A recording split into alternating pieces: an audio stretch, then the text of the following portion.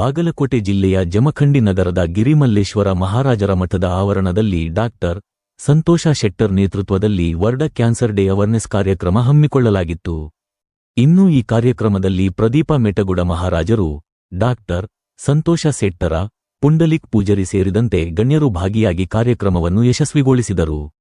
ತದನಂತರ ಡಾಕ್ಟರ್ ಸಂತೋಷ ಶೆಟ್ಟರ ಅವರು ಕಾರ್ಯಕ್ರಮದಲ್ಲಿ ವಿದ್ಯಾರ್ಥಿಗಳಿಗೆ ಕ್ಯಾನ್ಸರ್ ಕಾಯಿಲೆ ಬಗ್ಗೆ ವಿವರವಾಗಿ ಮಾಹಿತಿ ನೀಡಿ ಮುನ್ನೆಚ್ಚರಿಕೆ ಬಗ್ಗೆ ತಿಳಿಸಿದರು.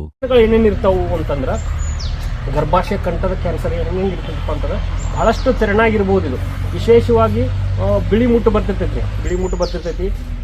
ಪೀರಿಯಡ್ಸ್ ಒಂದು ವಾರ ಹೆಚ್ಚು ಕಡಿಮೆ ಇದ್ದಾಗ ಬರುವಂಥದ್ದು ಬೇರೆ ನ್ಯಾಚುರಲ್ ಅದು.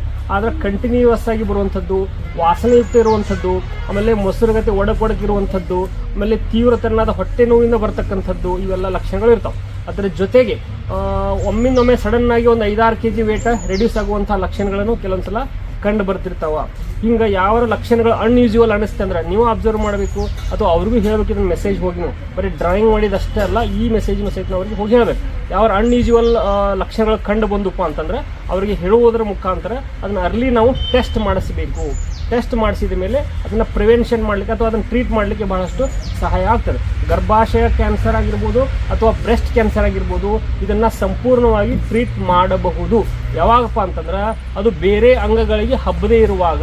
ಬೇರೆ ಅಂಗಗಳಿಗೆ ಹಬ್ಬುವುದನ್ನು ಹೆಂಗೆ ತಪ್ಪಿಸ್ಬೋದು ಅಂತಂದ್ರೆ ಅರ್ಲಿ ಡಿಟೆಕ್ಷನ್ ಮಾಡೋದ್ರಿಂದ ಮಾಡಬಹುದು.